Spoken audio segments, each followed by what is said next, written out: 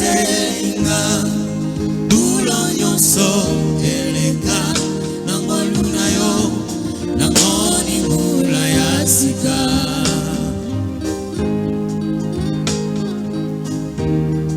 Matondo na yo yawe Matondo Zongela yo Yesu Bona nyoso Salelinga Obatelinga Bulonyoso eleka Nangoluna yo Nangoni mula ya sika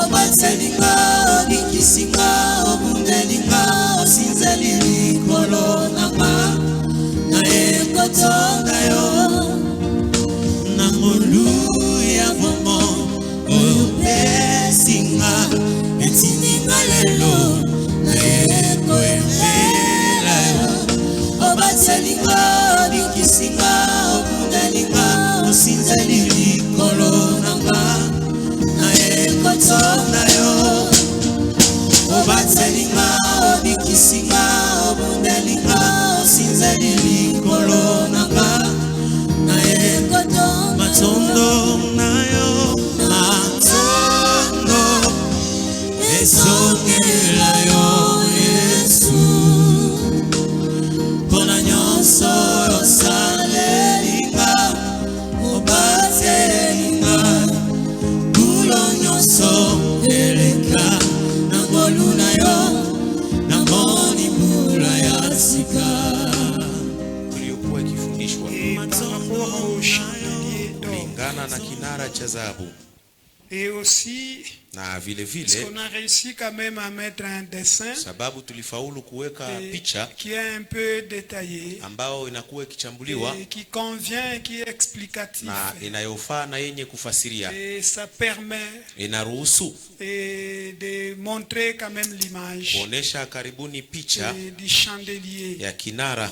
Et c'est pourquoi on l'a mis là-bas, Na ndio maana tumeiweka hapo afin que tout le monde puisse le voir. hivi kila mtu apate Et on kuiona. était en train d'expliquer. Na tulikuwa tukifasiri, Autrefois on a dit ceci, wakati mwingine que tulisema lorsque l'on hivi, parle du chandelier tout court, wakati wanaposemea kinara tu, alors on voit la base, hapo kunaonekana msingi ou alors le pied au mguu wake, et la tige, naonekana mti wake, et en passant et jusqu'à la fin. hadi pa mwisho. Et quand vous voyez la tige, Na mnapoona mti wake, il y a des calices kunaonekana vikombe, et des pommes et des kunaonekana fleurs. tofaa na maua. C'est ce qu'on a essayé de représenter Ni ici, kile ambacho tulijaribu kuchapa une hapo manière de vous expliquer les croquis, kwa hali ya kuwafasiri puisque quand on picha, voit on ne connaît pas, sababu mnapoona mjui, et peut-être on n'a pas bien dessiné, pengine haikuchapwa vizuri, mais c'est ce qu'on était en train de dire, lakini ni kile que la ambacho base ou tulisema les pieds c'est ça, kwamba msingi ni kile hapo, la tige c'est ce qui s'allonge mti là-bas. ni kile kinachojinyoosha Ce hapo, qu'on a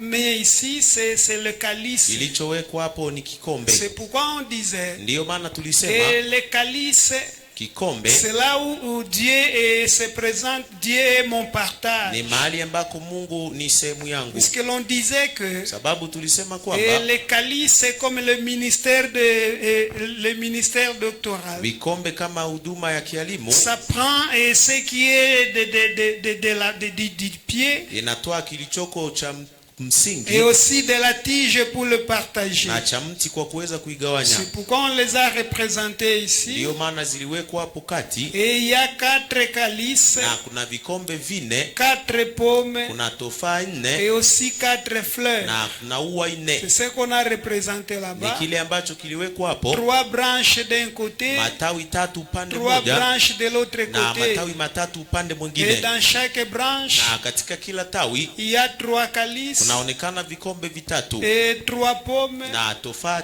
et 3 3 fleurs. na maua 3, Et au-dessus, na juu il y a 7 lampes. kunaonekana taa 7. C'est comme ça que l'on a essayé de vous montrer. Ni hivyo ndivyo tulijaribu kuweza Et on kuwaonesha, disait que na tulisema kwamba le chandelier est un arbre. kinara ni mti, Et est un arbre ni fruitier. mti wa matunda. Et lorsqu'il est ainsi Na présenté, wakati inapoonyeshwa on a hivyo, dit que premièrement, tulionyesha kwanza c'est le Seigneur Jésus-Christ. ni Bwana Yesu Kristo, Et lorsqu'il est ainsi na wakati présenté, anatokezwa hivyo et comme le Seigneur Jésus-Christ, kama vile Bwana Yesu et Kristo, c'est pour donner quelques ni explications kwa ajili ya kutoa mafasirio fulani complémentaires. ya kuongeza Et juu. si on a placé les lampes au-dessus, Kama waliweka taa juu, on a dit que ilisemwa c'était kwamba pour montrer ilikuwa kwa la kuonesha domination de la parole de Dieu. utawalo ya neno ya Mungu, Puisque la parole kwa sababu neno doit dominer tout le inabidi monde. liweze kutawala juu ya watu wote. Autrement dit, Katika sehemu tout le nyingine, monde doit se kila soumettre mtu inabidi akajitiishe à la parole. kwa neno. Alors voilà pourquoi Tazama, ndiyo les maana lampes sont représentées au-dessus. taa zinaonekana juu, Et ce sont les lampes qui éclairent. na ni taa ambazo zilikuwa Et c'est zikiangazia, cette lumière qu'on a appelée. na ni nuru hiyo ndiyo iliitwa Et la parole de Dieu a kuwa enseigné neno ya Mungu linalofundishwa, l'enseignement. fundisho, Puisqu'il est écrit, sababu imeandikwa et l'enseignement est la lumière. fundisho ni taa. Alors c'est pour montrer cela, Ni kwa kuonesha hiyo que la parole de Dieu ya kwamba neno ya Mungu doit être au-dessus de tout le inabidi monde. iwe juu ya watu wote. La parole de Dieu Neno la Mungu doit dominer tout le inabidi monde. likatawale kila La mtu. parole de Dieu, Neno la Mungu tout le monde doit se kila soumettre. mtu inabidi akajitiishe chini. Lisons quelques passages. Tusome maandiko fulani. 1 Thessaloniciens chapitre 2, le verset 13. Moja wa Tesalonika sura ya 2 mstari wa 13. Nous lisons au nom de Jésus. Amen. C'est pourquoi nous rendons continuellement grâce à Dieu de ce qu'en recevant la parole de Dieu que nous vous avons fait entendre, vous l'avez reçue non comme la parole des hommes, mais ainsi qu'elle l'est véritablement comme la parole de Dieu qui agit en vous qui croyez. Amen.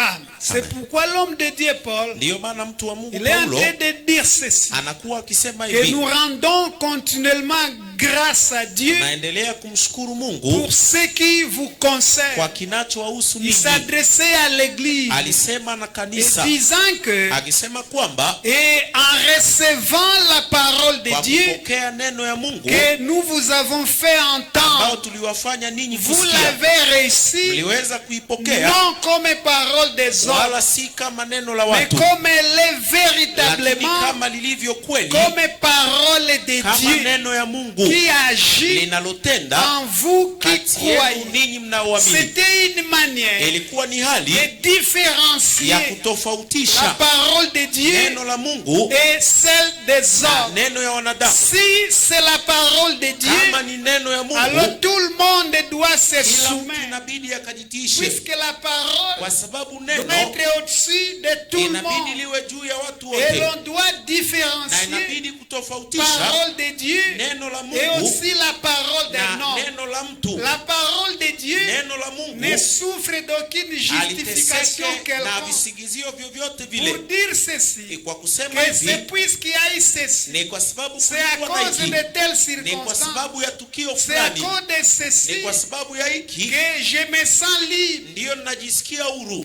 de faire primer ma volonté kufanya mapenzi yangu iwe juu Et au-dessus de la parole, ya neno ya Mungu ça ne doit pas se passer ainsi. haibidi ikapitike C'est hivyo. pourquoi l'homme de Dieu Ndiyo maana mtu wa était en Mungu train de rendre des actions de grâce alikuwa akitoa tendo za à shukrani l'Éternel. kwa wa milele, Puisque les frères de kwa Thessalonique sababu ont wandugu compris wa Tesalonika que walielewa la parole de Dieu ya kwamba neno ya Mungu est souveraine. inakuwa ya juu. La parole de Dieu Neno la Mungu doit être au-dessus de tout le inabidi monde. iwe juu ya watu Et wote, tout ce que l'homme peut na faire, yote mtu anaweza c'est de kufanya se soumettre. ni hali ya Un kujitiisha. point très. Mwisho hapo C'est une loi ni suprême. sheria ya juu. C'est pourquoi il a Ndiyo continué maana aliendelea en disant ceci. akisema hivi, Quand vous lisez dans Romains 3, naposoma katika Waroma nous 3 lisons ici tunasoma hapa le 3e et le 4e verset. mstari wa 3 na wa 4. Et quoi?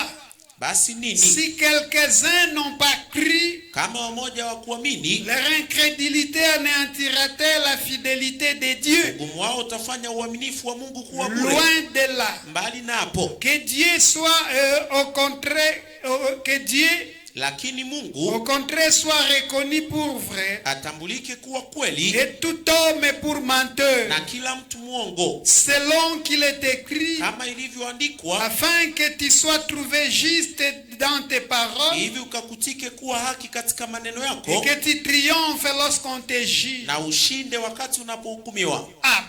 Amen. C'est pourquoi il était en train de dire toutes ces Ndiyo choses. maana alikuwa akisema Il mambo dit, yote haya si l'incrédulité de na certains, kusema kama ugumu ya est-ce wamoja, que leur incrédulité eti ugumu peut wao anéantir naweza kufanya la bure parole de Dieu? neno la Mungu? Il a dit loin de là. Alisema hata kidogo Ça ne peut en aucun cas haiwezi hata mara moja anéantir la fidélité kufanya de bure Dieu. uaminifu wa C'est-à-dire Mungu. ce que Dieu nous a Ni donné, kusema Mungu il alichotupatia est fidèle sur ni ça mwaminifu juu ya et il kile restera. na atabaki C'est mwaminifu. pourquoi il est écrit, Ndiyo maana quand imeandikwa il s'adressait à Jérémie, wakati aliposema na il a Yeremia, montré Jérémie quelque chose. alimuonesha Yeremia mambo Il a dit, fulani. que vois-tu? Alisema unaona nini? Jérémie en répondant, il a dit, Yeremia kwa ceci. kujibu Je akasema vois hivi, un amandier. ninaona mti wa Et on mlozi. lui a dit, Na tu as wakamwambia, bien vu, umeona vema, puisque je veille sur ma sababu parole nakesha juu ya neno afin yangu de hivi l'accomplir. niweze Alors kuitimiza. si c'est la parole Sasa de Dieu, kama ni neno ya qu'il Mungu, pleut, qu'il neige, nyeshe mvua au kuwe cela barafu, s'accomplira iwe certainement. itatimilika kweli Et hakika. même si l'on devient Na hata incrédule kama ukiwa na moyo mgumu par rapport à cette parole, kulingana na neno lile, cette incrédulité ugumu ule ne peut en aucun cas hawezi hata mara moja anéantir kufanya bure la fidélité de Dieu. uaminifu wa Mungu. C'est pourquoi on vous a toujours dit Ndiyo maana kila que wakati Dieu n'est tunawaambia pas lié par la majorité. Mungu afungwe na wingi wa Dieu watu. n'est pas lié par la volonté de la Mungu afungwe majorité. na mapenzi ya walio Ce n'est wengi, pas un parlement humain sio hali ya là wanadamu, où la volonté de majorité mahali prie. ambako wingi ya waliochagua inatawala. Si c'est la majorité qui a voté Kama ni cela, wingi uliochagua jambo même si lile, c'est mauvais, hata kama ni et ça vibaya, va passer na comme ça, itapita hivyo, puisque c'est la loi de la kwa majorité. sababu ni sheria ya walio Mais wengi. devant l'Éternel, ce Lakini n'est pas mbele ya ça. milele sio hivyo. Il est fidèle Yeye ni et mwaminifu il veille na anakesha sur sa juu parole. ya neno lake. Que l'on soit incrédule ou non, Uwe na moyo mgumu au hapana, cette incrédulité mgumu huo ne peut en aucun kamwe cas hata uwezi anéantir kuzima la fidélité de Dieu, uaminifu wa Mungu, puisqu'il est kwa fidèle sababu ni et il mwaminifu restera. na atabaki C'est mwaminifu. pourquoi il était en train de dire Ndiyo maana alikuwa akisema hivyo que au contraire, ya kwamba que basi Dieu soit reconnu pour vrai Mungu atambulike kuwa et kweli que tout homme pour na menteur. kila mtu kuwa mwongo, Même si l'on est en train de te juger, hata kama wanakuamua, puisque l'Éternel doit toujours sababu wa triompher, milele inabidi akashinde, puisqu'il est même la vérité. sababu yeye hata ni Et on ne kweli, peut pas na hawezi entrer en contradiction kuingia katika avec la mapigano parole de Dieu na neno la et Mungu espérer na kufikiria l'emporter. hali ya kuweza C'est kushinda impossible. haiwezekani. Voilà pourquoi. Tazama ndio Même maana si Christ on l'a présenté hata kama Kristo devant alimtokeza des tribunaux, mbele ya mais mahakama, c'était impossible lakini ilikuwa de haiwezekani reconnaître sa kuweza culpabilité. kugundua hatia ya Il kwake, a mal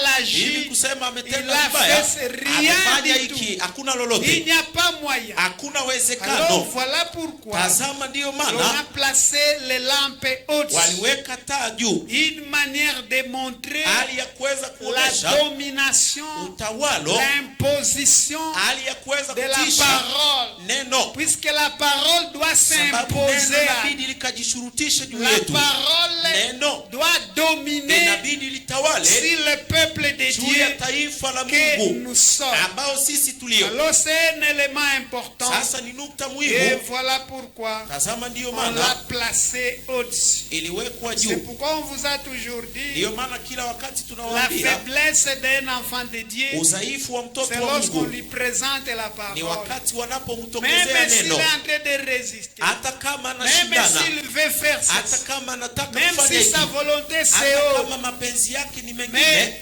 il suffit de lui présenter la lakini parole, inatosha kwake lui kuonesha neno, montrer des écritures kuonesha saintes. maandiko Si matakatifu. c'est un enfant de Kama ni Dieu, mtoto wa Mungu, et à partir de ce na tangu moment-là, wakati vous ule allez voir qu'il deviendra hapo ferme, utaona kwamba atakuwa puisqu'il n'y a imara, pas moyen sababu de hakuna uwezekano l'emporter. wa kushinda Si la parole, juu ya neno c'est ya Mungu. impossible. Il Haiwezekani. reconnaît Anatambua son infériorité hali yake ya kuwa chini devant la parole. mbele ya neno, Et il sait na anajua qu'il doit se soumettre. kwamba inabidi akajitishe. Alors voilà pourquoi Tazama ndiyo maana et le Seigneur était en train de présenter Bwana alikuwa de cette akitokeza façon. katika hali hiyo, Lorsque le chandelier wakati kinara est présenté inaonyeshwa comme le Seigneur Jésus-Christ, kama Bwana Yesu Kristo, alors les 7 lampes hapo taa saba sont cet esprit de ni Dieu, roho saba za Mungu, c'est-à-dire la perfection ni kusema ukamilifu de l'éternel. ya wa milele. Nous sommes dans le livre d'Apocalypse. Tunakuwa katika kitabu cha Ufunuo, Apocalypse chapitre 4. Ufunuo sura 4 Lisez le 5e verset. mstari wa 5. Nous lisons au nom de Jésus. Du trône sortent des éclairs, des voix et des tonneurs. Devant les trônes brûlent les 7 lampes ardentes qui sont les 7 esprits de Dieu. Amen. Lisez aussi Apocalypse 5, le verset 6. Soma Ufunuo 5 mstari wa 6. Nous lisons au nom de Jésus. Et je vis au milieu du trône des 4 êtres vivants et au milieu des vieillards un agneau qui était là comme immolé. Il y avait 7 cornes et 7 yeux qui sont les 7 esprits de Dieu envoyés par toute la terre. Amen. Amen. Lorsque l'homme de Dieu Jean, Wakati mtu wa Mungu quand il y Yohane regardait alipotazama dans cette vision, katika maono hii, alors il a dit ceci: alisema hivi, du trône sortaient des éclairs, toka enzi kunatoka des mianga, voix et des tonnerres, sauti na mingurumo, et devant le trône na mbele ya kiti cha enzi brillent 7 lampes ardentes kunang'aa taa saba qui sont les 7 esprits ambazo ni roho saba de Dieu. za Mungu. C'est ce qu'il a vu. Ni kile Il a alichokiona. vu 7 lampes Aliona taa qui saba étaient en train de briller. ambazo zilikuwa Et zikiwaka, on lui a montré na que walimuonesha ce sont les 7 esprits kwamba ni roho saba de l'éternel. sawa milele. Et quand vous revenez Na mnaporudi au chapitre 5, kwa sura ya le 5 6e verset, mstari wake wa 6, il dit encore: anasema et au tena, milieu du trône na katikati ya et enzi des 4 êtres vivants na viumbe et vine au milieu des na vieillards, katikati ya wazee, un agneau qui était là comme immolé. mwana kondoo alikuwa kama amechinjwa, Il avait 7 cornes mwenye pembe saba et 7 yeux na macho saba, qui sont les 7 esprits ndizo roho saba de Dieu envoyés par toute za la Mungu terre. zilizotumwa katika dunia yote. On était en train d'expliquer Tulikuwa cela tukifasiri hiyo, et il était en train de montrer na alikuwa akionyesha que comment namna gani devant le trône mbele ya il enzi y a 7 7 lampes kuna taa 7 ardentes. Et zinazowaka, on a dit que na ilisemwa les kwamba lampes dont il est question, taa ambazo ce zinahusika sont le ni Saint-Esprit roho 7 de l'Éternel. zao milele. Alors c'est pour vous montrer Sasa ni kwa les kuwaonesha chiffres 7. tarakimu 7 C'est le chiffre de la ni perfection, tarakimu ya de ukamilifu la totalité. ya ujumla, C'est-à-dire la perfection ni de kusema Dieu. ukamilifu wa Mungu. Voilà pourquoi Tazama il ndio a fait maana allusion aliweza aux kugusia 7 lampes, taa 7 c'est-à-dire cet ni esprit. kusema roho Quand on 7 a présenté les lampes comme parole walizotokeza taa kama neno et résumé en chiffre 7, na inamaanishwa na on a tarakimu dit 7, que c'est la perfection ilisemwa ni ukamilifu de la parole de Dieu. ya neno ya Mungu, Puisque la parole de Dieu sababu neno ya Mungu qui doit être annoncée ambayo actuellement, inabidi ikatangazwe c'est sasa une parole ni parfaite. neno Et kamilifu, c'est à ce prix-là na ni kwa bei que la hiyo guérison ambako uponyaji sera trouvée. On utapatikana. vous a expliqué. Tuliweza C'est kuwafasiri, pourquoi dans le temps ndio passé, maana kwa wakati uliopita, c'est-à-dire au temps d'hier, sema kwa wakati wa au jana, temps de la kwa loi, wakati wa sheria, les prophètes qui manabii faisaient des recherches waliofanya et utafiti des na investigations, uchunguzi ils sont parvenus à découvrir walifika kuweza un kugundua élément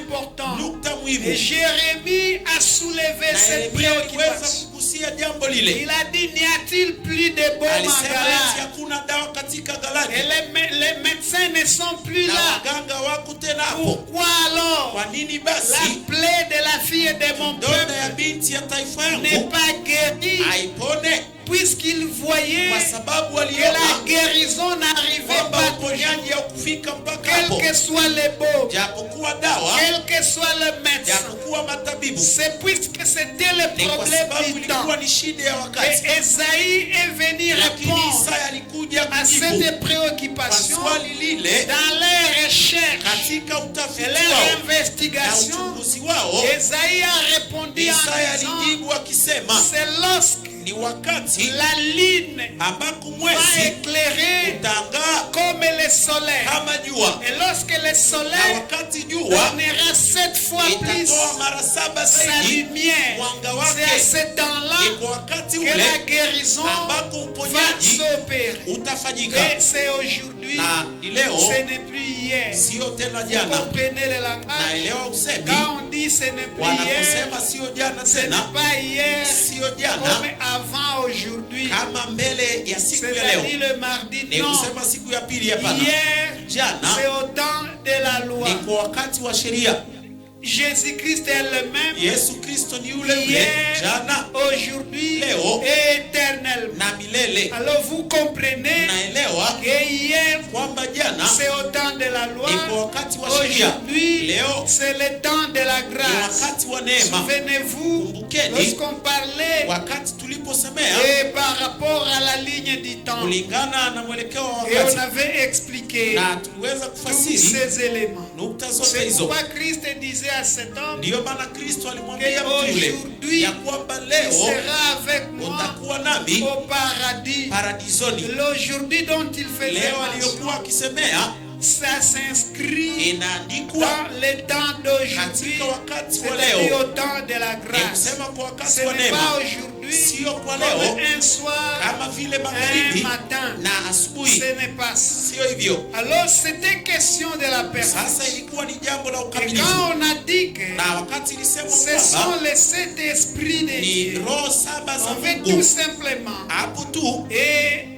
ressortir wanataka kuondoa cette perfection. C'est ukamilifu ce ule, qui représente ni kile même kinachomaanisha la vision de l'éternel. hata maono ya C'est milele, pour vous ni montrer kwa que kuwaonesha la vision de ya Dieu kwamba maono est ya au Mungu niveau parfait. inakuwa kwa kiwango C'est kamilifu. pourquoi Dieu vous Ndiyo voit maana partout. Mungu anaona mahali pote, Même si Dieu n'est pas hata partout, kama Mungu si mahali mais comme pote, il a une vision lakini kwa sababu parfaite, ana mtazamo kamilifu, alors il voit hapo partout. anaona mahali pote. C'est impossible qu'il y Haiwezekani ait une quelconque kuonekane créature kiumbe qui fulani pourra se ambacho cacher, kitakachoweza se kuficha, dérober kuweza aux kujiondosha yeux de l'éternel. machoni pa wa milele. C'est impossible. Haiwezekani. Alors voilà pourquoi il a dit, Tazama, ndiyo maana alisema Et je vis au milieu du trône na nikaona kati ya enzi et des 4 êtres vivants na viumbe vine et au milieu des vieillards na kati ya wazee un agneau qui était là comme immolé. mwana kondoo aliyekuwa kama Il amechinjwa. avait 7 cornes Alikuwa na pembe et 7 7 yeux na macho 7, qui sont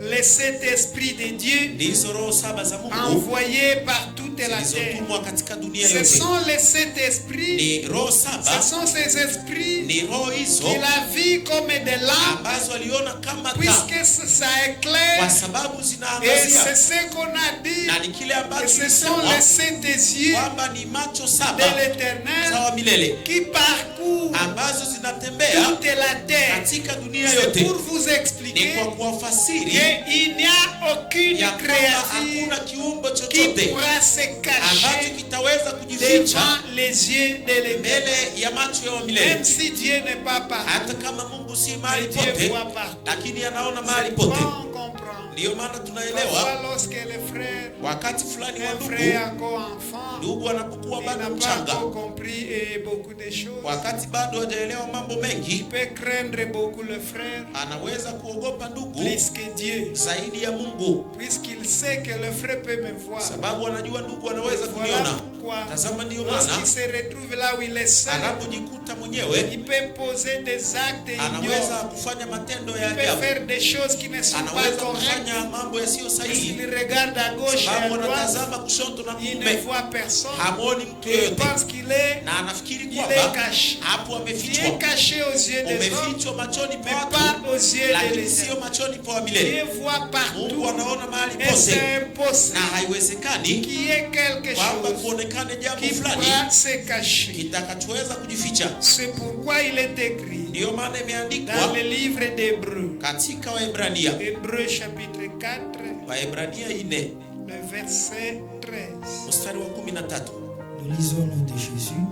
Nulle créature n'est cachée devant lui, mais tout est à nu et à découvert aux yeux de celui à qui nous devons rendre compte. Amen. Amen. Nulle créature n'est cachée devant lui, Hakuna kiumbe kinachofichwa mbele yake, mais tout est à nu lakini vitu vyote ni utupu et à découvert na kufunuliwa aux yeux mbele ya de macho celui yake à yeye. qui nous devons rendre compte. Inatubidi kutoa hesabu. Voilà pourquoi chacun rendra Tazama, compte, ndiyo maana kila mmoja atatoa hesabu, puisque nulle sababu créature hakuna kiumbe chochote n'est cachée ambacho kinafichwa devant le Seigneur. mbele ya Bwana. Tout est à nu Yote ni utupu et à na découvert. inayofunuliwa. Pourquoi tout est Kwa à nu nini yote ni utupu et à na ya découvert? Et kufunuliwa, pourtant quelqu'un peut se cacher dans wakati sa ambapo chambre mtu anaweza kujificha chumbani et kwake il ferme la porte na anafunga mlango et il n'y a personne qui na connaît hakuna mtu ce qu'il anayejua est en train de faire. anachokifanya, Mais l'Éternel le voit lakini wa milele puisqu'il anaona, a une vision sababu parfaite. anamtazama kamilifu. Et c'est pourquoi on a présenté Ndiyo maana les walitokeza 7 lampes taa 7 comme 7 esprits kama roho 7 de Dieu, za Mungu, comme les 7 lampes kama de taa Dieu 7 za qui Mungu parcourent ambazo zinazopita toute la terre, katika dunia yote, c'est-à-dire ni kusema avec lesquelles pamoja ça nazo permet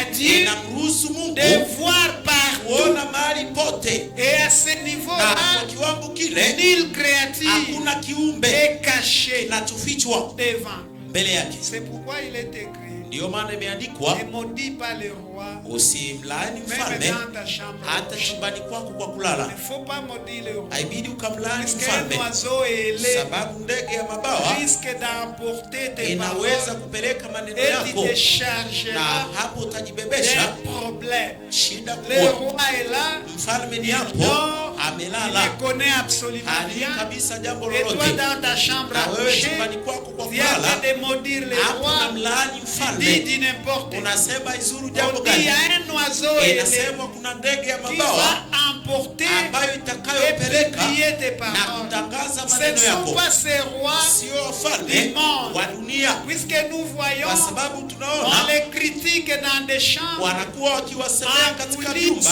katika siri, et ils ne savent na wao absolument. wajui lolote, Mais l'Éternel, lakini wa comme le milele véritable kama roi, mfalme wa c'est kweli impossible, haiwezekani, puisque l'Esprit de sababu Dieu roho ya Mungu est présenté inatokezwa comme un oiseau ailé. kama ndege yenye Et mabawa, cet oiseau na ndege peut hiyo emporter inaweza tes kupeleka paroles maneno et yako le publier na kuyatangaza devant l'Éternel. mbele ya Et à milele, ce niveau-là, na kwa kiwango tu vas kile te charger hapo utajibebesha d'un péché. zambi. Voilà pourquoi, Tazama ndio étant maana, un enfant de Dieu, wakati mtoto wa alors on doit Mungu, être correct, ukiwa mtoto wa Mungu inabidi uwe sahihi, s'abstenir kujizuiza de faire le mal, kufanya de mabaya, dire le mal, kusema parce mabaya, que vous savez sababu que unajua Dieu voit kwamba partout Mungu anaona mahali et pote nulle na créature hakuna kiumbe n'est caché kinachofichwa devant lui. mbele yake, Mais tout est à lakini découvert, yote ni yenye kufunuliwa, tout est à nu yote ni utupu et à na yenye découvert kufunuliwa aux yeux machoni de l'Éternel. kwa milele, Puisque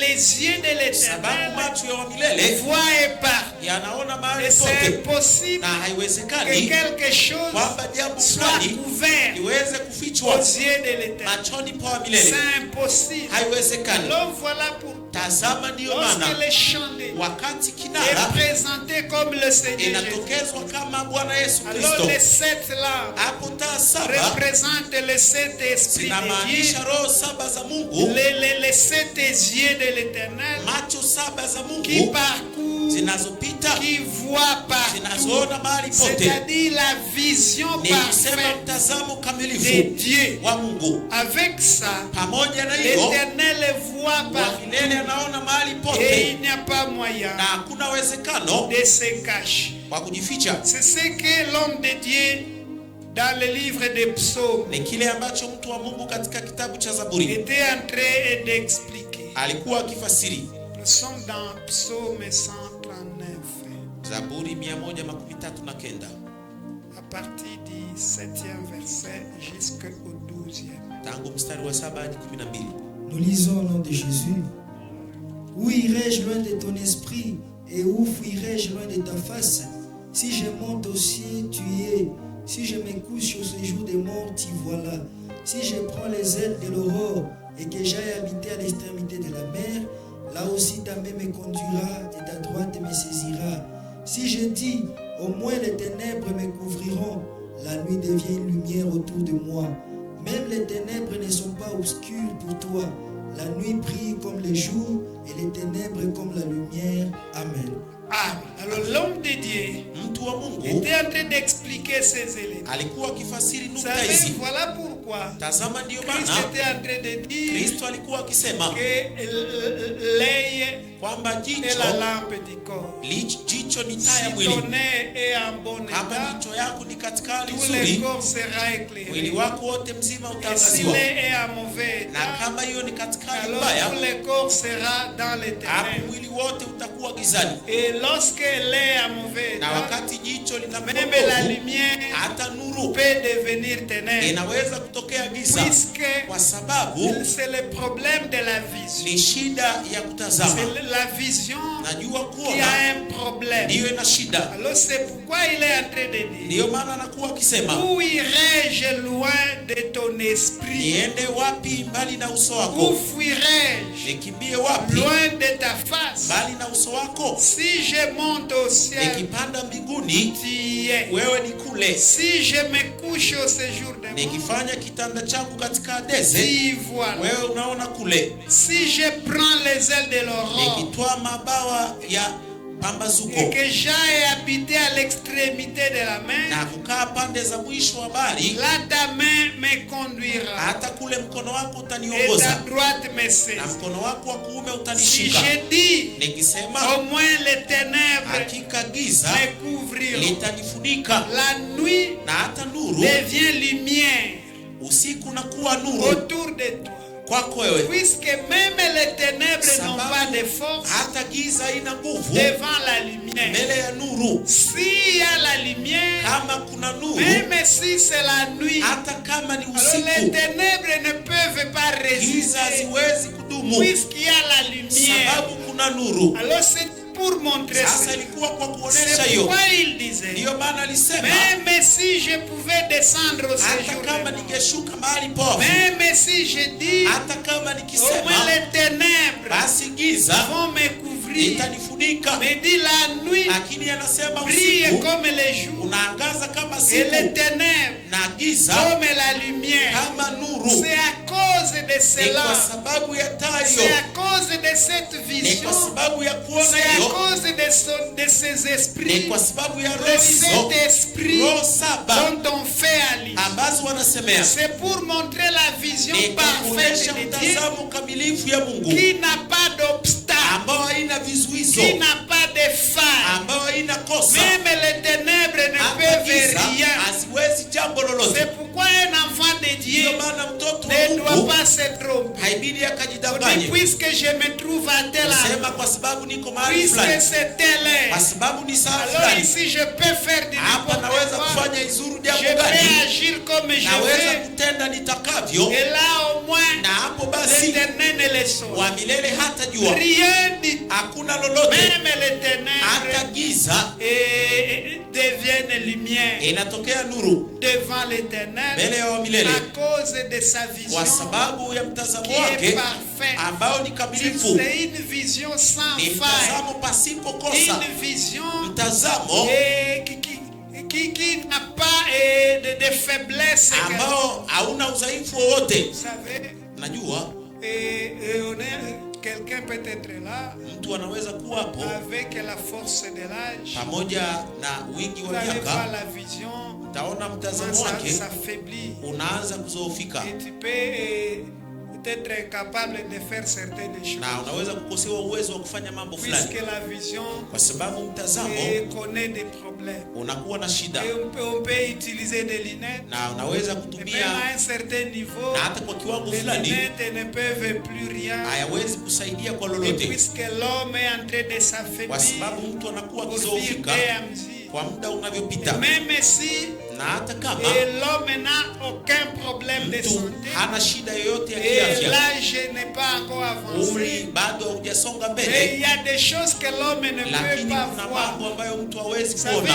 voilà pourquoi Tazama, ndio quand maana vous allez à l'hôpital, wakati unapoenda vous hospitalini pouvez voir les laborantins unaweza kuwaona avec, wanaopita katika avec vipimo le microscope. pamoja na chombo cha Il kupimia. vous dit non, tu vas Anakwambia, amener si c'est le sel Utaleta kama ni uchafu et il va mettre là-bas pour vérifier wachona, ataweka hapo s'il y a kwa des kupima microbes. kama Les kunaonekana uchafu. microbes ne sont pas Uchafu spirituels. hazionekani za kiroho, Et c'est à cause de leur ni petitesse kwa sababu ya udongo wao que l'homme ne peut pas le voir. ambao mtu hawezi kuyaona, Et on utilise des microscopes na wanaonekana kutumia chombo cha kupima qui vont agrandir ambayo itaonekana kuongeza, afin que les yeux de l'homme ili kwamba macho ya puissent mtu détecter. yaweze kugundua. Le microscope n'est autre qu'un agrandisseur. Sio kingine chombo hicho isipokuwa cha kuweza C'est kuongeza tout. ukubwa, ndio Mais hicho. les microbes ne sont pas spirituels. Lakini uchafu Il n'y hazionekani a za rien kiroho, de spirituel là-bas. hakuna chochote cha kiroho Mais hapo, ce sont des petites choses. lakini ni mambo madogo. Alors à cause de leur Sasa petitesse, kwa sababu ya udongo même wao, si l'homme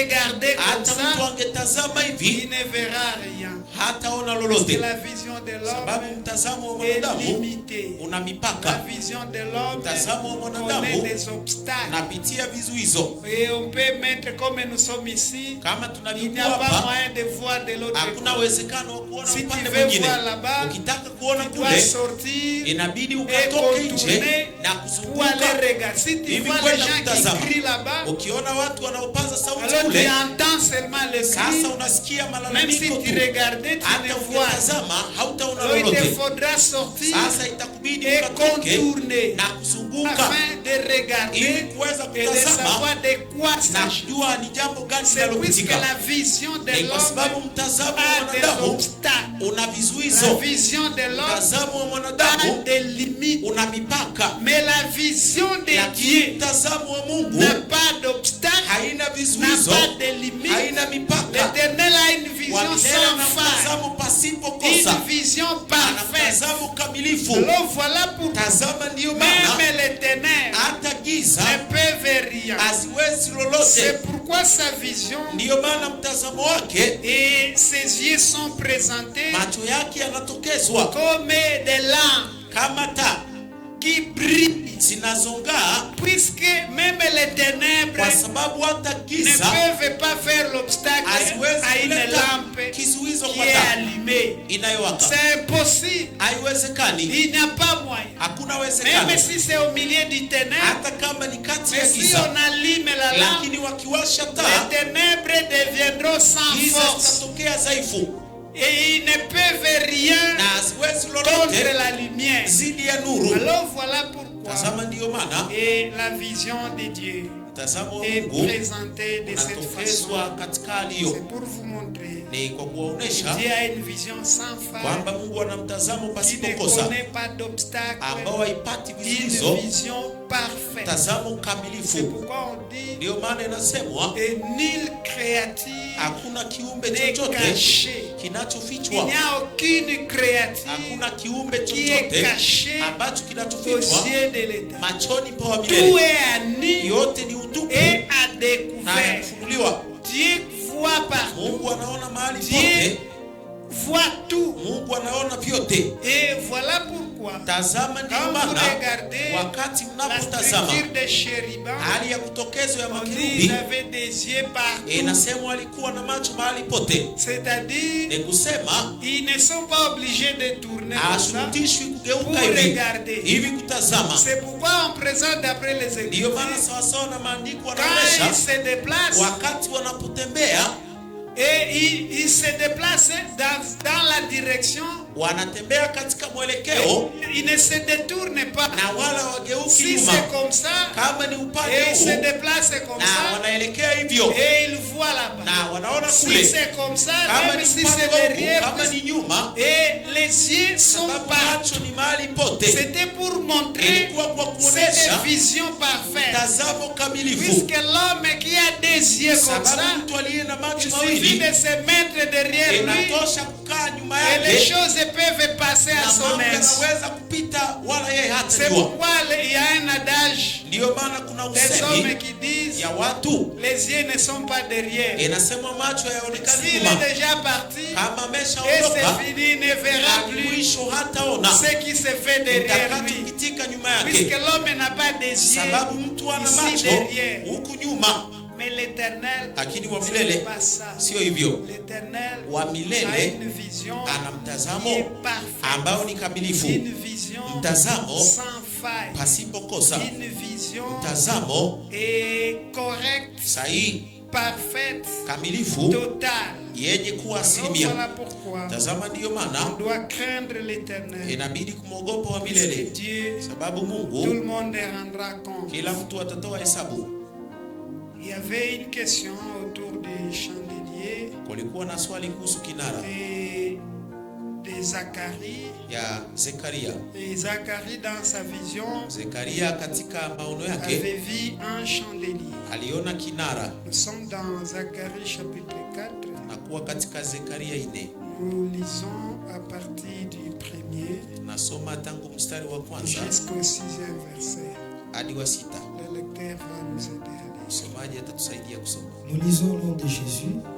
L'ange qui parlait avec moi revint et il me réveilla comme un homme qui l'on réveille de son sommeil. Il me dit, que vois-tu? Je répondis, je regarde et voici, il y a un chandelier tout d'or, surmonté d'un vase et portant 7 lampes, avec 7 conduits pour les lampes qui sont au sommet du chandelier. Et il y a près de lui des oliviers, l'un à la droite du vase et l'autre à sa gauche. Et reprenant la parole, j'ai dit à l'ange qui parlait avec moi, que signifient ces choses, mon Seigneur? L'ange qui parlait avec moi me répondit, ne sais-tu pas ce que signifient ces choses? Je dis, non, mon Seigneur. Alors il reprit et me dit, c'est ici la parole de l'Éternel, c'est ici la parole que l'Éternel adresse à Zorobabel. Ce n'est ni par la puissance, ni par la force, mais c'est par mon esprit, dit le Seigneur des armées. Amen. Amen. Alors, ce chandelier que Zacharie a vu dans cette vision Sasa kinara Zekaria aliona katika maono haya, ce chandelier n'a pas été matérialisé. kinara hiki hakikuweza kuwekwa C'était kwa hali ya seulement mkono. dans une vision. Ilikuwa ni katika maono, Et l'ange qui lui na parlait malaika alisema lui naye, a posé la question. akamuuliza swali, Que vois-tu? unaona nini? Et il a répondu, Na akajibu, je regarde et voici, natazama na il y naona a un chandelier tout d'or kuna kinara cha dhahabu surmonté d'un vase inayozungukwa na chombo et portant 7 lampes ikibeba taa 7 avec 7 conduits pamoja na maelekezo 7 pour les lampes kwa ajili ya taa qui sont au sommet du chandelier. zilizo juu ya kinara. C'est tout ce qu'il a. Ni yote aliyoiona. Alors ce chandelier Sasa kinara n'a hii pas été matérialisé. haikuonekana kuwekwa kwa hali ya Et kuonekana, ce chandelier na kinara hiki représente tout simplement inamaanisha tu l'Esprit de Dieu. roho ya C'est Mungu. ce qu'on avait dit Ni kile autrefois. kilichosemwa wakati Quand vous mwingine, lisez au 6e na verset, kusoma kwa mstari wa on dit 6 c'est ici la parole anasema ni hapa neno que l'Éternel adresse à ambao Zorobabel. wa milele anasema kwa Ce Zorobabeli, n'est ni par la puissance, si kwa nguvu ni par la force, wala kwa uwezo, mais c'est par mon esprit, bali ni kwa roho yangu, dit l'Éternel des armées. asema Bwana wa majeshi. C'est-à-dire ce qu'il a Ni vu, kusema le alichokiona chandelier en question kinara chenyewe représentait ilikuwa kimaanisha l'esprit de roho ya l'Éternel. wa milele. C'est ce qu'il a vu. Ni hiyo Mais aliyoiona, pour que l'esprit de lakini ili l'Éternel kwamba roho ya wa soit milele vu, ipate alors il kuonekana, faut que cet esprit-là inabidi kwamba roho hiyo porte un corps. ipate kuvaa mwili. Voilà pourquoi Tazama, ndiyo ce que maana l'on a kile présenté, walichotokeza c'était le Fils de Dieu, ilikuwa ni mwana wa le Mungu Seigneur Jésus-Christ. Yesu Kristo, Et cela s'est na hiyo matérialisé ilionekana kutimika dans une autre vision katika maono mengine lorsque Christ était sur wakati la Kristo montagne alikuwa juu ya mlima de transfiguration wa kubadilika avec quelques disciples. pamoja na wanafunzi fulani. On va y arriver. Tutafika hapo, Et c'est ce que ce na ni chandelier kile ambacho kinara est en hichi train de signifier. na kuwa Puisque kikimaanisha, par rapport à ce sababu chandelier, kulingana na on n'a kinara pas hiki fait mention hawakusemea et de branches hawakusemea matawi ou autre chose. au mambo mengine, On a dit tout simplement ilisemwa tu que voici, ya kwamba il y a un tazama, chandelier tout d'or kuna kinara cha dhahabu surmonté d'un juu vase yake kukiwa chombo et portant 7 lampes na kinachobeba taa 7 avec 7 conduits pamoja na maelekezo yake 7 pour les lampes. kwa ajili ya taa. C'est-à-dire le chandelier était là Ni kusema kinara kilikuwa et hapo ce chandelier était surmonté. na juu yake kulionekana, C'est-à-dire au-dessus il y avait un ni vase kusema juu kulikuwa na chombo qui était là ambayo et ilikuwa au hapo, sommet na juu il y yake avait 7 lampes kulionekana taa 7 et 7 na conduits maelekezo 7 pour les lampes. kwa ajili ya taa. Là on pouvait introduire Hapo angeweza kuingiza de l'huile pour mafuta permettre aux lampes ili kuruhusu kwa taa et d'être allumées. kuweza kuwaka. C'est ce que Zacharie Ni kile ambacho Zekaria a vu. alikiona, Et il a dit encore, na akasema tena, il a fait allusion de cela. akasemea hiyo Et par rapport à sa vision, kulingana na c'est maono pourquoi il yake. a dit, Ndiyo maana il y alisema, a près de lui, na karibu yake, c'est-à-dire près des ni chandeliers, kusema karibu ya kinara des oliviers. kuna mizeituni mbili, L'un à la droite du vase mmoja kwa upande wa kuume wa et kile l'autre bakuli à sa gauche. na mmoja upande wake wa Alors c'est kushoto. ce qu'il a vu. Ni kile Alors nous alichokiona. disons que Sasa tunasema le kwamba chandelier en question, kinara chenyewe c'est le Fils de ni l'homme, mwana wa mtu, c'est le Seigneur ni Jésus-Christ Bwana Yesu Kristo qui était présenté aliyetokezwa comme Fils de kama l'homme. mwana wa mtu, Et le vase na chombo qui était surmonté, kilichokuwa juu c'est l'éternel ni Dieu wa milele Mungu lui-même. mwenyewe, Puisqu'il est écrit sababu imeandikwa que Dieu ya kwamba est le Mungu chef ni mkubwa de Christ. wa Kristo. Nous sommes dans 1 Corinthiens 11. Moja wa Korinto 11.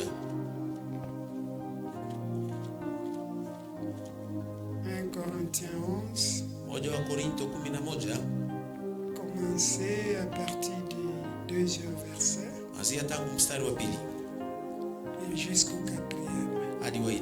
Nous lisons au nom de Jésus. Je vous loue de ce que vous vous souvenez de moi à tous égards et de ce que vous retenez mes instructions telles que je vous les ai données. Je veux cependant que vous sachiez que Christ est le chef de tout homme, que tout homme est le chef de la femme et que Dieu est le chef de Christ. Tout homme qui prie ou qui prophétise la tête couverte déshonore son chef. Amen. Amen. Il dit, je veux cependant Nasema basi que nataka vous sachiez jue que Christ est le chef de tout homme, kwamba Kristo ni kichwa cha kila que mtu, l'homme est le chef de la femme mwanaume ni kichwa cha et que mwanamke, Dieu est le chef de Christ. Mungu ni kichwa cha Kristo. Voilà pourquoi le vase dont il est Ndiyo question maana chombo kinachohusika était au-dessus du chandelier. ilionekana juu ya kinara. Le chandelier était surmonté Kinara juu yake kulikuwa d'un vase. chombo, Aussi nous disons japokuwa kama que ce tunasema chandelier dont il est kama question, kinara husika, c'est pourquoi nous le ndiyo présentons maana tunaitokeza comme le Seigneur Jésus-Christ, kama Bwana Yesu Kristo, Fils de Dieu, mwana wa Mungu, qui doit avoir son chef, ambaye inabidi awe na qui mkuu est wake, l'éternel, ambaye ni wa qui milele, est au-dessus ambaye aliye juu de lui. yake yeye. Voilà pourquoi. Tazama, ndiyo Parce maana que celui-ci, c'est mon chef. wakati huyu ni kiongozi Et wangu, cela dit beaucoup. hiyo inasema mambo Il y a mengi, des gens qui utilisent des concepts sababu kuna watu wanaotumia et misemo qui ne maîtrisent pas les sens. na ambao wajui Si maana. on dit l'homme Kama est le chef, wakisema mwanaume ni de la kiongozi femme, wa mwanamke, c'est-à-dire ni kusema l'homme mwanaume est au-dessus anakuwa juu de la femme. ya mwanamke. C'est pourquoi Ndiyo maana on le présente encore comme la tête. wanamuonesha tena kama kichwa, Puisqu'il n'y a rien qui est au-dessus sababu de la hakuna tête. kilicho juu ya kichwa. C'est pourquoi Dieu n'a pas voulu que la tête Ndiyo soit maana ici Mungu hakutaka kichwa kiwe huku et que la main puisse rester na là-bas. mkono ubaki Et kule. quand on voit une créature pareille, on dirait que Unapoona non, c'est kiumbe un kama monstre. na hicho utasema ni jambo La la tête doit kuogopesha. être au sommet Inabidi kichwa kiwe juu corps. ya mwili pour montrer hivi sa kuonesha supériorité. ukubwa wake. Et voilà pourquoi, Tazama en ndiyo tant maana qu'un humain, kama vile la mwanadamu, centralisation des informations hali ya kupatikana kuwajulisha et la zote commande de tout, na hali ya c'est kuongoza au vitu niveau de la vyote tête. ni upande wa Voilà kichwa. pourquoi si la tête ne fonctionne pas, Tazama, ndiyo maana kichwa et wakati c'est hakiko tout le corps sawasawa qui est paralysé. na ni mwili wote ndio unaonekana Lorsqu'on dit uendeshi. non, celui-là c'est un fou, Wakati wanaposema yule ni mwenda les wazimu, conséquences matokeo vont se manifester partout, partout. yataonekana mahali pote kabisa, Parce que la tête ne fonctionne pas. sababu kichwa hakifanyi kazi ipasavyo. Et c'est-à-dire et le centre de commandement, Ni kusema mahali pa le uongozi, centre d'orientation mahali pa maelekezo est foutu. imeharibika, Et par voie de na conséquence, basi kama tukio l'homme va se comporter mtu bizarre. atajiongoza kwa hali siyo Alors sawasawa. voilà pourquoi Tazama, ndiyo le maana chandelier que Zacharie a, kinara Zakaria on aliyoiona dit ce chandelier inasemwa kinara était hiyo surmonté juu d'un yake vase. kulionekana chombo Et il y avait 7 lampes na kulikuwa na taa 7 et 7 conduits na pour les maelekezo lampes. 7 kwa ajili Le ya taa. vase était au-dessus du chandelier. Chombo kilikuwa juu ya Alors kinara. c'est pourquoi nous disons Ndiyo maana tunasema que le vase représente ya l'éternel, kwamba chombo kinamaanisha lui qui est milele, le chef yeye du aliyekuwa Seigneur Bwana Jésus-Christ. Yesu Kristo. C'est pourquoi Ndiyo maana lorsque le Seigneur s'est manifesté wakati en Bwana tant que tel, alipojionyesha kama hivyo, il y reconnaissait hapo la alitambua grandeur de Dieu. ukubwa wa Il y Mungu, reconnaissait alitambua que Dieu est plus ya kwamba grand. Mungu ni mkubwa kuliko Et yeye. lorsque l'on touche Na ce genre de wakati passage, aina ya andiko hizo ça zinaguswa, complique les gens yanavuruga watu de la doctrine de Trinité. kwa mafundisho ya utatu, Ils ne comprennent plus. hawaelewi. Oh, dans la Sainte Doctrine, on comprend que Japokuwa c'est katika une mafundisho ya kweli, manifestation. tunaelewa ni onyesho Et l'Éternel s'est manifesté wa en milele, tant que likionyesha tel. kama hivyo. Et c'est pourquoi il Na dit ndiyo maana nasema que je veux cependant nataka basi que vous sachiez kwamba mjue que l'homme ya kwamba est le mwanaume chef ni kichwa de la femme cha mwanamke et que Christ na Kristo est le chef ni kichwa de tout homme na kila et mwanaume, que Dieu na kwamba est le Mungu chef ni kichwa de Christ. cha Kristo. Alors voilà pourquoi Tazama, ndiyo ce maana chandelier kinara hiki était surmonté juu yake kulionekana d'un vase. chombo. Un vase était là-bas Chombo kilikuwa hapo et au-dessus na de juu ces chandeliers. ya kinara, Puisque le Seigneur Jésus-Christ, sababu Bwana Yesu lorsqu'il est présenté wakati en anapotokezwa tant que tel, kama hivyo, voilà pourquoi on a fait mention tazama, ndiyo maana et walisemea conduit pour les lampes. maelekezo kwa ajili ya taa, Puisque le Seigneur Jésus-Christ sababu Bwana Yesu Kristo a besoin, ana lazima, le Seigneur Jésus-Christ Bwana Yesu Kristo a besoin ana lazima et des concours. ya changizo, Il a besoin du concours de Moïse, ana lazima ya changizo ya du Musa concours d'Élie na changizo ya Elia et aussi du concours de Dieu, na changizo ya Mungu vile qui est vile, son chef. ambaye ni mkubwa wake. Alors voilà pourquoi, Tazama, ndiyo même maana lorsque Christ s'est hata manifesté wakati Kristo dans alipojionyesha cette vision de transfiguration katika maono hiyo ya kubadilishwa sur la montagne, juu ya mlima, et l'homme de Dieu Pierre mtu wa Mungu Petro et ses deux collègues qui étaient na avec lui, wenzake wawili ils waliokuwa ont naye vu comment le Seigneur s'est waliona namna gani transfiguré, Bwana aliweza kubadilishwa, et Moïse et Élie na Musa na Elia sont apparus, walitokea, l'un à sa droite mmoja kwa mkono wa et kuume l'autre à sa na gauche, mwingine kwa mkono wa kushoto, et ils s'entretenaient. na walikuwa Et par wakisimulia. la suite, Na kisha baadaye, et lorsque la vision était retirée, wakati maono ilipoondolewa, l'homme de Dieu Pierre raconte, mtu wa Mungu Petro alielewa et il a dit, na si alisema, tu le veux, kama je vais ukitaka bâtir 3 tentes, nitajenga hema tatu hapa, l'une pour toi, moja kwa ajili yako, l'autre pour Moïse, lingine kwa et Musa l'autre pour Élie. na lingine kwa ajili ya Alors Elia. voilà pourquoi Tazama, le ndiyo Seigneur maana Jésus-Christ Bwana Yesu Kristo avait besoin des alikuwa concours na lazima ya changizo de ces éléments, ya nukta hizo, c'est-à-dire de ni Moïse, kusema Musa, c'est-à-dire de la loi, ni kusema sheria, et Élie na Musa qui représentait les na prophètes. Elia Et aliyemaanisha manabii. même dans Na hata l'évangélisation, katika vous utangazaji allez wa Injili découvrir cette logique. utagundua kanuni Et hiyo. le Seigneur Jésus-Christ s'appuyait Bwana toujours, Yesu Kristo alikuwa soit dans la loi akisemea de Moïse, au kwa sheria ya soit Musa aux prophètes, au kwa manabii pour confirmer ili kuhakikisha quelque chose jambo ou fulani, argumenter ili kuweza dans ceci kutafsiri ou dans cela. katika hiki ama Il kile. faisait toujours Alikuwa allusion kila à ça. wakati akigusia hiyo. C'est pourquoi Ndiyo maana il était en train de dire, alikuwa ce akisema, n'est pas moi qui va vous si accuser, mimi nitakayewashtaki, mais c'est Moïse lakini ni Musa en qui vous ambaye avez placé votre ndani confiance. yake mliweka tumaini yenu, Puisque Moïse sababu a Musa parlé de moi. alisema Si vous kinachonihusu. croyez à Moïse, Kama mngeamini Musa, vous croiriez basi aussi à, nami mngeniamini, puisqu'il a kwa parlé, sababu il alisema, a écrit de moi. aliandika kinachonihusu. Et il ne comprenait Na pas. hawakuelewa, Il ne comprenait pas. hawakuelewa. C'est pourquoi on dit toujours, Ndiyo maana inasemwa kila il wakati, commençait par la loi inasemwa alianza et les kwa sheria, prophètes manabii pour annoncer kwa la kutangaza parole. neno, Puisque en tant que tel, kwa sababu il kama avait hivyo besoin de concours alikuwa na lazima ya changizo et de ces gens. ya watu Et wale, aussi na vile de vile l'Éternel ya wa qui milele est son chef. ambaye ni mkubwa wake. Alors voilà pourquoi Tazama, il ndiyo faisait maana toujours allusion kila à wakati alikuwa Père, akigusia, s'il est Baba, possible kama que inawezekana cette coupe kikombe hiki s'éloigne de moi. kinipitie mbali, Mais toutefois, lakini ce n'est pas comme je si veux, kama nitakavyo, mais que ta lakini volonté mapenzi yako soit faite. basi Le yafanyike. Seigneur qui comprend, Na Bwana Dieu anaelewa, va envoyer un ange Mungu anamtuma pour malaika aller le kwa fortifier. ajili ya kumtia Parce qu'il nguvu, avait besoin de sababu ces alikuwa na éléments. lazima ya nukta hizo, Et l'ange est venu le na malaika fortifier. alikuja kumtia Puisqu'il n'y nguvu, avait pas moyen, sababu hakukuwa de passer uwezekano outre. ya kupita mahali il pengine. devait consommer, Ilibidi aweze kutimiza, boire la coupe aweze kunywa kikombe en question. husika.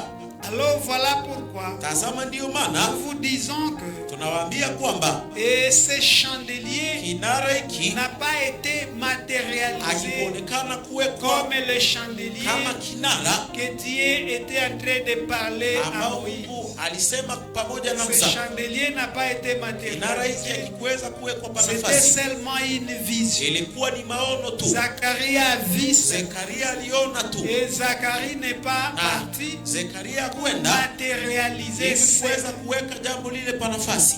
Et nous disons que Na tunasema le kwamba chandelier en question, kinara chenyewe et ça représentait l'esprit de l'éternel. inamaanisha roho ya wa milele, Pour que cela soit hivi manifesté, kwamba hiyo ipate kuonekana, pour que cela se présente. hivi kwamba hiyo Alors, ikajitokeze. il a été présenté Sasa iliweza comme kutokezwa fils de Dieu, kama mwana wa Mungu, puisqu'il devait venir de cette sababu façon ilibidi aje katika pour hali qu'il hiyo soit vu. hivi apate Et c'est kuonekana. pourquoi Na ndiyo il maana a pris trois de ses alichukua disciples watatu wa et wanafunzi allait wake être transfiguré na kwenda pour kubadilishwa qu'il puisse voir ili cela kwamba aweze kuona hiyo et confirmer na kuhakikisha ce que Zacharie kile ambacho Zekaria avait vu dans sa aliona vision. katika maono Et yake. c'est pourquoi Na Zacharie ndiyo maana a fait Zekaria allusion alisemea à deux oliviers mizeituni mbili qui étaient là à sa ambazo droite moja ilikuwa et kuume l'autre à sa na gauche, lingine kushoto, qui représentaient ces deux ambazo hommes. zilimaanisha watu wawili.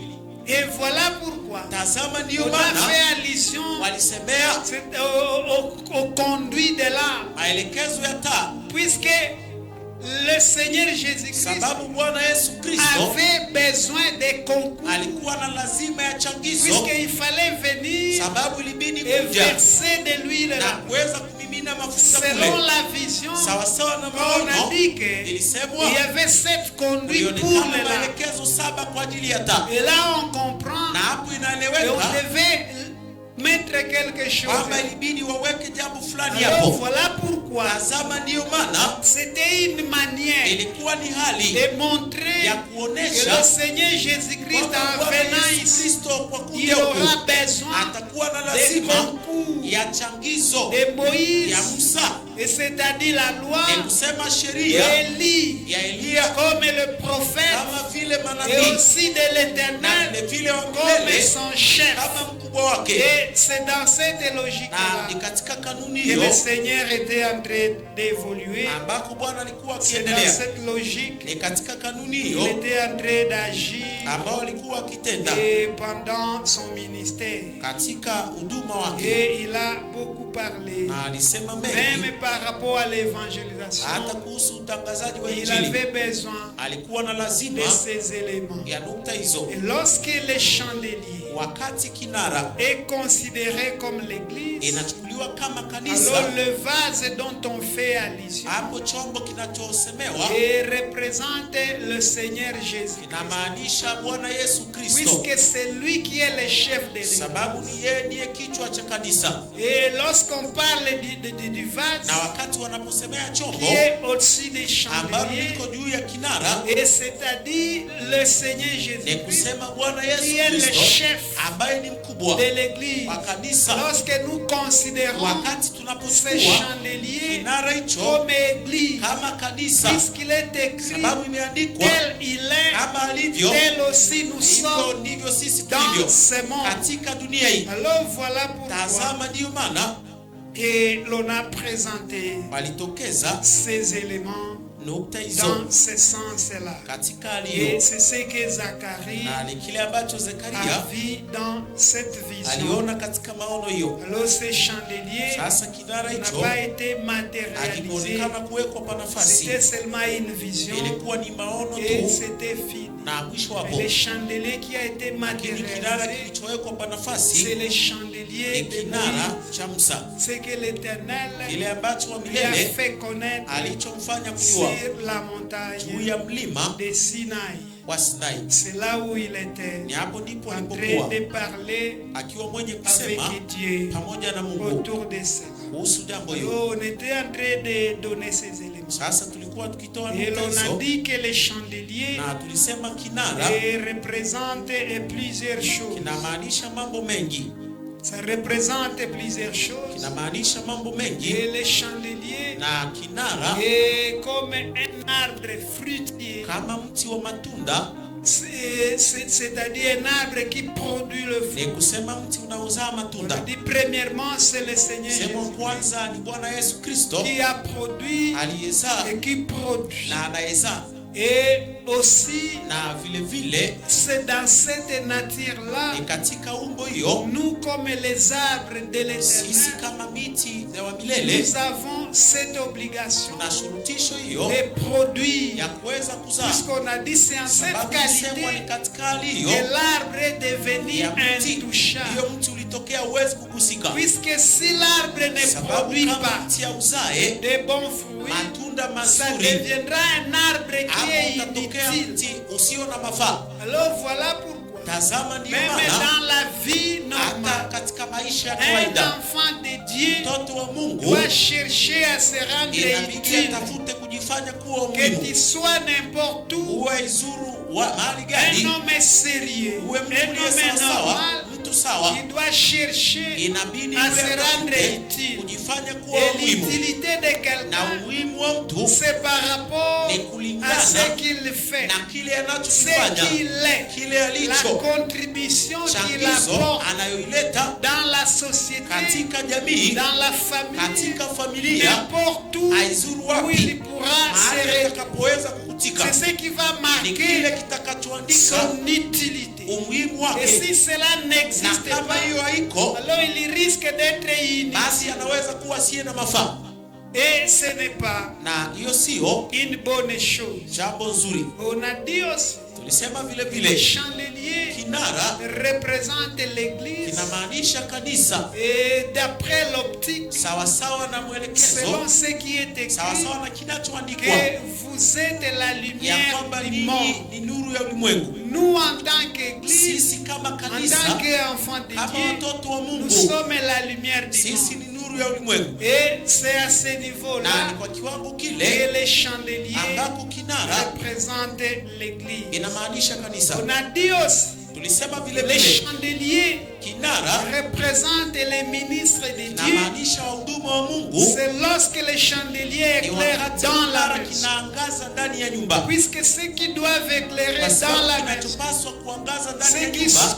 sont la source de wale lumière ambao ni chemchemi ya nuru dans la maison de ndani ya Dieu, nyumba ya Mungu, c'est le ministère de la ni parole. huduma ya neno. Alors voilà pourquoi Tazama, ndiyo les maana chandeliers kinara représentent aussi inamaanisha vile les vile ministres de Dieu. wahuduma wa Et on Mungu, a dit na les tulisema chandeliers kinara peut aussi représenter le inaweza vile vile Saint-Esprit kumaanisha Roho dans Mtakatifu la vie de chaque katika enfant de maisha ya Dieu. kila mtoto wa Mungu, Et les chandeliers na kinara représente le Saint-Esprit. inamaanisha Roho Mtakatifu, Pour que celui-là, ili kwamba son yule homme intérieur, wake wa ne ndani soit pas plongé asionekane dans kuingizwa les ténèbres, katika giza, qu'il soit lakini éclairé, kwamba qu'il angaziwe, marche en tout éclat, atembee katika mwangaza wote, afin et qu'il est en train de voir hivi correctement awe mwenye kuona et ipasavyo, qu'il connaît na ajue là où il est en train de marcher. mahali anapotembelea. Et c'est de cette façon Na ni katika hali qu'on hiyo a expliqué, ambako tulifasiri, à moins qu'il y ait une question. pengine kuonekane swali. Que Dieu vous bénisse. Mungu awabariki.